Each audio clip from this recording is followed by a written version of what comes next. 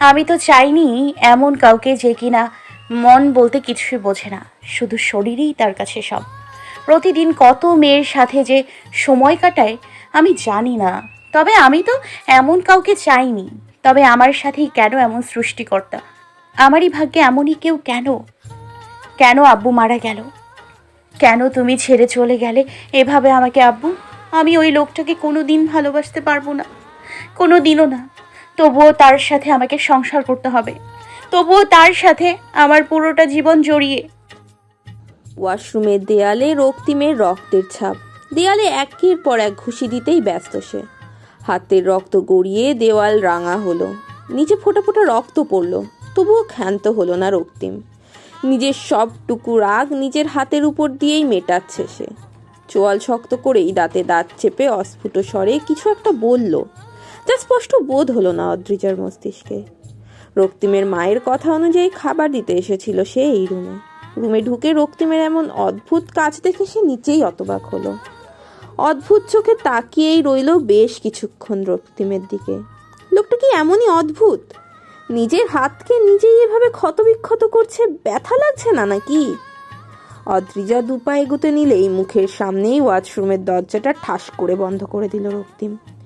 চিৎকার করে বলে উঠল, আপনি আমার রুমে কাউকে আমি অ্যালাউ করি না। এটা বলেনি আপনাকে mister and Mrs Mahmud? Adrija পা জোড়া স্থির করে দাঁড়িয়ে গেল।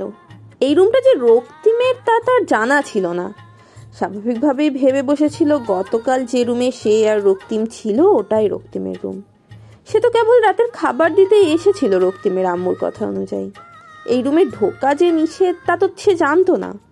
ছোট ছোট শ্বাস ফেলেই সে বলল, না বলেনি। আমি জানতাম না আপনার এই নিষেধাজ্ঞার কথা, আর এটাও জানতাম না যে এটা আপনার রুম। আমি তো অদ্রিজা বাকি কথাটা বলতে পারল না। ভেতর থেকে বেরিয়ে আসলো রক্তিম। চুলগুলো ভেজা, তার টপ টপ করে পানি গড়াচ্ছে। ধবধবে সাদা লম্বা চওড়া শরীরে কোমরে পর্যন্ত একটা টোয়াল পেঁচানো মাত্র। চোখ জোড়া অসম্ভব রকম লাল হয়ে আছে তার। চোয়াল শক্ত রাখা সেই মুখটা অদ্ভুত ভয়ঙ্কর দেখাচ্ছিল। অদ্রিজা সেই মুখ চাহনিতে এক নজর তাকিয়েই দ্রুত নজর সরালো। চোখ নামিয়ে রক্তিমের হাতের দিকে তাকিয়েই কেঁপে উঠল সে। রক্ত এখনো গড়াচ্ছে, টপ টপ করে পড়ছে ফ্লোরে। সঙ্গে সঙ্গেই অস্ফুট স্বরে বলে উঠল অদ্রিজা, আপনার হাত। রক্তিম বাঁকা হাসলো। হাত থেতলে গেছে তার। রক্তগুলো টলমলে হাতে খেলা করছে। হাতটা এক ঝাড়া দিতেই রক্তের ছিটে পড়ল দেওয়ালে। দাঁত কেলিয়ে বলে উঠল, খেয়াল নিচ্ছেন নাকি? অদ্রিজা মুখ কালো করলো, মৃদু স্বরে বলল, আপনার খাবারটা দিতে এসেছিলাম। গুড। টেবিলের ওপর রেখে চলে যান। আর শুনুন, আর কখনো এই রুমে ঢুকবেন না। সুযোগ পেলেও ঢুকবেন না, কখনোই না। মনে থাকবে? অদ্রিজা মাথা নাড়ালো, যার অর্থ তার মনে থাকবে। দুপা পিছিয়ে এই খাবারটা টেবিলে রাখতে রাখতেই পুরো রুমে এক নজর চোখ ঘোরালো সে। পুরো রুম এলোমেলো, ফ্লোরটাও জামা কাপড়ের অগোছালো স্তূপে পরিপূর্ণ। জানলার পর্দায় ময়লা জমেছে বিছানার চাদরটাতেও। গভীরভাবে পুরো রুমটা ভালোভাবে দেখতে দেখতেই কল বাজলো রক্তিমের। রুমে অদ্রিজার উপস্থিতিটা পুরোপুরি ভুলে বসেই সে কল রিসিভ করে বলে উঠল, hello baby, how are you? পুরো বাক্যটা কান পর্যন্ত পৌঁছাতে রক্তিমের চাহনিতে তার বিশেষ একটা প্রভাব পড়ল না। সে নির্বিকারভাবে কথা বলতে থাকলো ওপাশে তার কোনো এক প্রেমিকার সাথে। পুরো রুমে যে অদ্রিজা নামের কোনো একটি মেয়ে তার কথাগুলো পুরো মনোযোগ দিয়ে শ্রবণ করছে তার উপর বিশেষ পাত্তা দিল না সে। বরং রুমে যে আদেও কেউ আছে তাই বেমালুম ভুলে বসে প্রেমালাপ শুরু করলো। প্রায় 20 মিনিট পর নিজের কথা শেষ করেই ফোনটা ছুঁড়ে মারলো নোংরা বিছানার চাদরের একপাশে। অদ্রিজার দিকে তাকিয়েই বিরক্তি নিয়ে চিৎকার করে বলল, বলেছিলাম না চলে যেতে? কথা কানে যায়নি আপনার? অদ্রিজা কেঁপে উঠল। এতক্ষণ অন্য একজনের সাথে শান্ত ভঙ্গিতে প্রেমালাপ করা লোকটাই হঠাৎ ভয়ঙ্কর হয়ে উঠল যেন। লাল টকটকে চোখ জোড়ায় কঠোর নজর নিক্ষেপ করতে ঈষৎ কেঁপে উঠল অদ্রিজা। ঠোঁট চেপে কিছু বলার আগেই রক্তিম আবারও চেঁচিয়ে বলে উঠল, বলেছিলাম আমার রুমে কাউকে অ্যালাউ করি না। আপনি জোরপূর্বক ঢুকে পড়েছেন। আমি আপনাকে তাও কিছু বলিনি। আপনার জায়গায় অন্য কেউ থাকলে আমি কতটুকু সাফার করতে হতো তা আপনার জানা নেই। অদ্রিজা বোকার মতো তাকিয়ে রইল। রক্তিমের হঠাৎ চেঁচানোতে কিছুটা ভয়ই পেয়েছে সে। ছোট ছোট নিঃশ্বাস ফেলল। 2-1 মিনিট পর নীরব থাকার পরই কথা বলার সাহস পেল সে।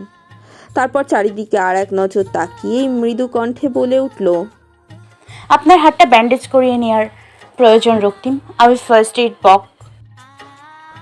একদম স্ত্রী হওয়ার চেষ্টা করবেন না অদ্রিজা, একদমই না। আপনি আমার এক রাতের সঙ্গী ছিলেন, ব্যাস। এর বাইরে এসব কেয়ার, খাবার নিয়ে আসা, ব্যান্ডেজ করা কোনোটাই করবেন না আপনি। আর যদি মনে করেন এইসব করে আপনি আমার মনে জায়গা করে নিতে পারবেন, you are wrong Adrija, completely wrong. Raktim Mahmud নারীদের মনে নয়, নারীদের শরীরে বিশ্বাসী, ভালোবাসা নয়, কামনায় আসক্ত। নিজের থেতলে যাওয়া হাতটা দিয়েই অদ্রিজার বাম হাতটা পেছনে মুচড়ে ধরে কথাগুলো বলল রক্তিম। হাতের রক্তগুলো মাখামাখি করে লেগে গেল অদ্রিজার হাতে আর পিঠেও। অদ্রিজা হাতের ব্যথায় অস্ফুট স্বরে আহ আওয়াজ করতেই রক্তিম বাঁকা হাসল। মাথা নামিয়ে অদ্রিজার কানের কাছে মুখ এনেই দাঁত কেলিয়ে বলল, ব্যথা পেলেন অদ্রিজা? ঘাড় ঘুরিয়ে রক্তিমের দিকে তাকালো অদ্রিজা। রক্তিমের মুখে হাসি ঝুলানো, টেরা বেঁকা দাঁতগুলো স্পষ্ট দৃশ্যমান হলো দাঁত কেলিয়ে হাসাতে। হাসিটা অসুন্দর নয়, বরং মোহনীয়ই বটে। কিন্তু হাসি দিয়ে যে একটা মানুষকে বিচার করা যায় না। নয়তো এই সুন্দর হাসিটার মতোও মানুষটাকেও সুন্দর ভাবত সে। অদ্রিজা দীর্ঘশ্বাস ফেলল। লম্বা চওড়া মানুষটার বুকের সাথে মিশে আছে তার পিঠ, আধ ভেজা চুলগুলো ছুঁয়ে আছে তার গালে। হাতে ব্যথার চেয়েও নিজের এতটা কাছে একটা মানুষের উপস্থিতি ভয়ঙ্কর। অস্বস্তিতে ঘন ঘন নিঃশ্বাস নিয়েই নিজের হাতটা ছাড়ানোর বৃথা চেষ্টা করলো সে। রক্তিম হাসল। অদ্রিজাকে কষ্ট দেওয়ার জন্য আরো জোরে মুচড়ে ধরল হাতটা। তারপরই বলল, পারবেন না ছাড়াতে। অদ্রিজা চোখ জোড়া বন্ধ করে ব্যথা সহ্য করার চেষ্টা চালালো, যেন হাতটা ভেঙে গুড়িয়েই যাবে এবার। মাংসপেশিগুলো ব্যথায় তরতর করতেই দাঁতে দাঁত চেপে অস্ফুট স্বরে বলে উঠল অদ্রিজা, হাতটা ছাড়ুন রক্তিম, লাগছে। লাগুক। রক্তিমের নির্বিকারে দেওয়া উত্তরে অদ্রিজা ছটফট করে উঠল। ব্যথায় কাতরে উঠেই নিজের হাতটা বার কয়েক টেনে হিঁচড়ে ছাড়ানোর চেষ্টা করলো, কিন্তু এবারও পারল না সে। রক্তিমের মতো মানুষের সাথে পারাটা অবশ্য সম্ভব নয়, শক্তপোক্ত পেটানো শরীর। অদ্রিজার মতো 2 কিংবা 4 জন এসে তাকে একসাথে মারলেও কাজ হবে না। অদ্রিজা ছোটখাটো শ্বাস ফেলতেই চোখের পানিগুলো তার গাল বেয়ে গড়ালো। কঠিন গলায় বলে উঠল, হ্যাঁ লাগুক, লাগুক। আমিও দেখি কতক্ষণ আপনি এইভাবে ব্যথা দিতে পারেন, আর আমিও কতটুকু সহ্য করতে পারি। রক্তিম হু হা করে হেসে উঠল।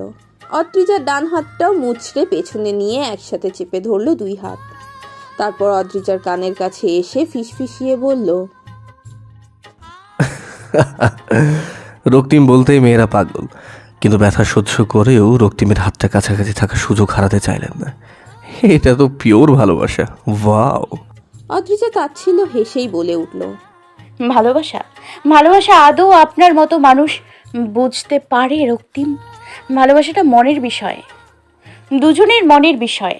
আর সেক্ষেত্রে দেখতে গেলে আপনার না আছে মন, আর না আছে অন্য দিকের মানুষটার মন বোঝার ক্ষমতা। তাই আপনার দ্বারা ভালোবাসাটা যেমন সম্ভব নয়, ঠিক তেমনই কারোর পক্ষে আপনাকে ভালোবাসাটাও সম্ভব নয়। আর যেখানে ভালোবাসাটাই সম্ভব না, সেখানেই পিওর ভালোবাসা খুঁজে নিয়েছেন আপনি। হাস্যকর। তার মানে বলছেন আপনি কখনো আমায় ভালোবাসবেন না? আমার জন্য ভালোবাসা জন্মাবে না আপনার মনে কোনো দিন, তাই তো? নিঃসন্দেহে না। আপনার মতো চরিত্রহীন পুরুষকে আর যাই হোক ভালোবাসা যায় না রক্তিম, কোনোভাবেই না। কি অদ্ভুত ব্যাপার জানেন, এই চরিত্রহীন রক্তিম বলতেই মেয়েরা পাগল হয়ে যায়। রক্তিমের প্রতি মেয়েদের ভালোবাসা জন্মাতে জাস্ট 2 মিনিটের সময় লাগে না। আর আপনি তো সেইখানে কিছুই না অদ্রিজা। কি নৌবটা অদ্রিজা, আপনি খুব শীঘ্রই আমাকে ভালোবাসবেন। এই যে আজ তেজ নিয়ে বলে উঠলেন কখনোই ভালোবাসবেন না, সেই দিন কিন্তু আপনি নিজের মাঝে নিজেই মরবেন, কেবল আমাকে ভালোবাসেন এই কথাটা ভেবেই। একটা চাপা কষ্ট সেই দিন আপনার পিছু ভানা করবে, শুধু এই মানুষটাকে ভালোবাসেন বলে। আর সেই দিন আপনি আফসোস করবেন, কেন আমার সাথে আপনার দেখা হলো না নিয়ে, কেন আমার প্রতি আপনার অনুভূতি জন্মালো সেইটা নিয়ে, যেমনটা সবাই করে আর কি। আফসোস, আপনিও তাদের মতো উদাহরণ হতে চলেছেন। কথাগুলো বলেই অদ্রিজার হাত জোড়া ছেড়ে দিল রক্তিম। অনেকক্ষণ পর নিজের হাতজোড়া শক্ত বাহুজোড়া থেকে মুক্তি পেয়ে শিথিল হতে লাগলো যেন হাতের মাংসপেশিগুলো। ফর্সা ধপধপে চিকন হাত জোড়ায় রক্তিমের আঙুলের ছাপ স্পষ্ট। অদ্রিজা হাতের দিকে এক নজর তাকিয়েই বলে উঠল, ছাড়লেন কেন? আমি তো বলেছিলাম লাগুক, আরও লাগুক, আমি সহ্য করে নিব। অদ্রিজার কথাটা শুনেই রক্তিম কাবার থেকে নিজের শার্ট বের করে পড়তে পড়তে অদ্রিজার দিকে তাকালো। চেহারায় কঠোরতা স্পষ্ট, নাকের অগ্রভাগ আর ফর্সা গাল হালকা লাল দেখাচ্ছে। কোমর পর্যন্ত লম্বা চুলগুলো হাত খোপা করা, পরনে তার খয়েরি রঙের সুতির শাড়ি। মেয়েরা নাকি শাড়িতে সুন্দরী হয়ে ওঠে, অদ্রিজাকেও শাড়িতে ভীষণ মানিয়েছে। সাদা ধপধপে শরীরে এই রমণীকে প্রতিবারই দেখে স্নিগ্ধ নজরে চেয়েছে সে, আজও ব্যতিক্রম হলো না। খুঁটিয়ে খুঁটিয়ে অদ্রিজাকে নিচ থেকে উপর পর্যন্ত দেখে নিতে নিতে অদ্রিজা তাচ্ছিল্য মাখা হেসে চলে যেতে নিচ্ছিল। রক্তিম বিরক্ত হয়েই বলে উঠল, দাঁড়ান, এক পায়ে দাঁড়িয়ে থাকুন, আপনার শাস্তি।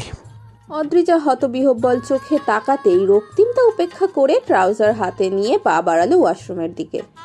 মিনিট পাঁচেক পর ওয়াশরুম থেকে বেরিয়ে এসেই অদ্রিজার দিকে দৃষ্টি নিক্ষেপ করলো। সেভাবেই দাঁড়িয়ে আছে অদ্রিজা। মুচকি হেসে দুপায়ে এগিয়ে চেয়ার টেনে বসলো সে। ট্রাউজারের পকেট থেকে একটা রুমাল বের করেই টেবিলে রাখলো। অদ্রিজার দিকে তাকিয়েই ভ্রু উঁচিয়ে বলে উঠল, এদিকে আসুন। অদ্রিজা দু কদম এগিয়েই গভীর গলায় বলল, বলুন। রক্তিম থেতলে যাওয়া ডান হাতটা এগিয়ে দিল সামনে, মুখে বাঁকা হাসি ঝুলিয়েই বলে উঠল, আপনার অনেক দরদ হয়েছিল না আমার এই হাতটার প্রতি? নিন, বেঁধে দিন রুমালটা। অদ্রিজা অবাক হয়ে তাকালো। কয়েক সেকেন্ড নিকটস্থত করেই রুমালটা হাতে নিল সে। মৃদু শ্বাস ফেলে বলল, রুমালটা বাঁধলে আপনার ক্ষত ঠিক হয়ে যাবে না মিস্টার রক্তিম। ঔষধ ছাড়া রুমালে তো ক্ষত সরার কোনো ম্যাজিক হয়ে যাবে না, তাই না? আপনি একটু বেশি কেয়ার নিতে শুরু করলেন না, টিপিক্যাল বউদের মতো। আমার ক্ষতর জন্য এই রুমালটাও প্রয়োজন নেই, ব্যান্ডেজ তো দূর। অদ্রিজা বিরক্ত হলো। লোকটার অদ্ভুত সব কাজকর্ম, অদ্ভুত আচরণ সত্যিই বিস্ময়ের। ক্ষতটা কি এমনি এমনি ঠিক হয়ে যাবে? আশ্চর্য। চুপচাপ রুমালটা বাঁধতে লাগলো সে। রক্তিম ব্যথা পাবে ভেবেই আস্তে ধীরে রুমালটা পেঁচিয়ে পেঁচিয়ে বাঁধলো সে। তারপর তপ্ত শ্বাস ফেলেই বেরিয়ে আসলো সেইখান থেকে।